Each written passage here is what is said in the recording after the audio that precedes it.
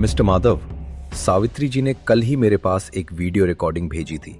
उन्होंने अपनी सारी इंश्योरेंस और प्रॉपर्टी एक ओल्ड एज होम को दान कर दी है और उन्होंने ये भी बताया है कि कैसे उन्हें गलत दवाइयाँ दी जा रही हैं। तुझे क्या लगा था बेटा कि तू जो कर रहा है मुझे उसकी भनक तक नहीं लगेगी? इतनी अंधी नहीं हुई हूँ मैं। आज समझ आया कि तुझे मेरी ममता नहीं, सिर्फ मेरे इंश्योरेंस के पैसे चाहिए। जिस बेटे को मैंने अपने खून पसीने से सींचा, वही आज मेरी मौत की कीमत लगा रहा है। पैसों की लालच में तू इतना गिर गया कि तुझे अपनी माँ का आंचल भी सिर्फ एक रद्दी का टुकड़ा नजर आने लगा। माँ, लगता है आपकी तबीयत के साथ साथ आपकी समझ भी कमज़ोर हो गई है। मैं और इंश्योरेंस के पैसे? वकील साहब, प्लीज़ इनकी बातों को सीरियसली मत लीजिए। ये थोड़ा अनस्टेबल महसूस कर रही हैं। माँ, इतना बड़ा झूठ बोलते हुए आपकी ज़ुबान नहीं कांपी?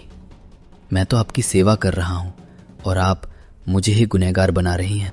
बस कर माधव, मेरे दिमाग को बीमार बताकर तू अपने गुनाहों को छुपा नहीं पाएगा। बीमार मेरा शरीर है, मेरी आंखें नहीं, और इन आंखों ने तुझे वकील के पुराने कागज चुराते और मेरे साइन, दस्तखत, कॉपी करते देखा है। वकील साहब, ये जो कह रहा है ना कि मेरी तबीयत खराब है, दरअसल ये मेरी तबीयत का नहीं, मेरी मौत का इंतज़ार कर रहा है। बेटा, जिस माँ ने तुझे बोलना सिखाया, आज उसी के सामने झूठ बोलने की हिम्मत कर रहा है। हाँ, तेरी हर चाल, तेरा हर झूठ मेरे इस आंचल में दफन है। अब ये तमाशा बंद कर। माँ, बस कीजिए। वकील साहब, इनकी तबीयत खराब है, इसलिए ये कुछ भी उल्टा पुल्टा बोल रही हैं। ये झूठ है, हमने कुछ नहीं किया।